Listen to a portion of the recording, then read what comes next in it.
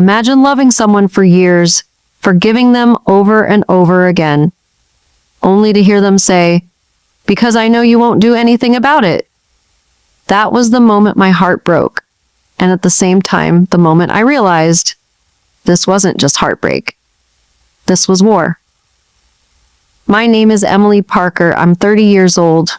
For over 3 years, I was with my boyfriend, Ryan Mitchell, who's 32. I thought we had a future. I thought he was my forever. But Ryan's betrayal turned me into someone I never thought I could be, someone who finally fought back. This is a story of how the man who thought I was too weak to ever leave lost everything when I finally did. I met Ryan when I was 27, and he was 29. He was charming, funny, the kind of guy who could light up a room. I fell for him fast. Within months, I thought he was the one. We made it official after 6 months. And by the 1-year mark, I was completely devoted to him. That's when I discovered his first betrayal.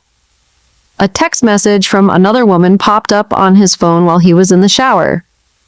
My stomach dropped as I read their conversation, flirty, intimate, unmistakably cheating. When I confronted him, Ryan didn't even deny it.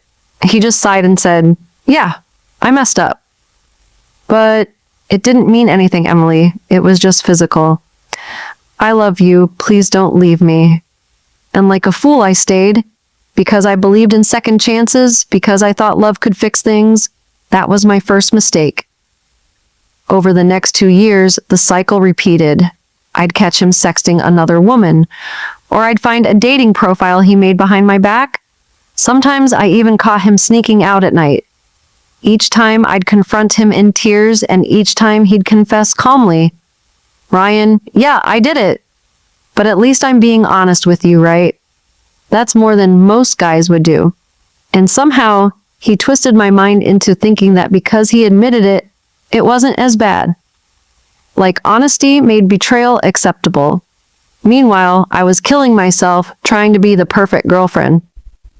I cooked his meals, cleaned his mess, supported him financially when he lost his job, and gave him everything emotionally and physically.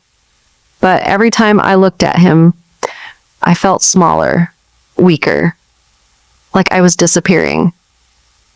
2 nights ago, I was in the bedroom while Ryan was in the living room watching TV. His phone was charging on the nightstand, and curiosity, no desperation, took over me. I unlocked it and found a brand new dating profile. He was already talking to multiple women, sending them pictures, making plans. My chest tightened and my knees buckled. I felt like my entire body was on fire. I stormed into the living room, tears streaming down my face. "Me? Why are you doing this to me, Ryan? Don't you love me? I do everything for you. I cook, I clean, I give you my body, my heart, my soul. What else do you want from me? Just tell me why." And he looked at me, calm, emotionless, and delivered the words that shattered me. "Ryan, cold, heartless. Because I know you won't do anything about it." It was like the world froze. In that moment, something inside me broke, but something else awakened. For the first time in 3 years, I didn't cry. I didn't beg. I went silent. That night, while he slept, I packed my bags. I left his house key on the counter. I drove to my parents' house where I hadn't stayed since college. Ryan thought I'd be back. He thought I'd cave like always. But this time, I wasn't planning on coming back. This time, I was planning revenge.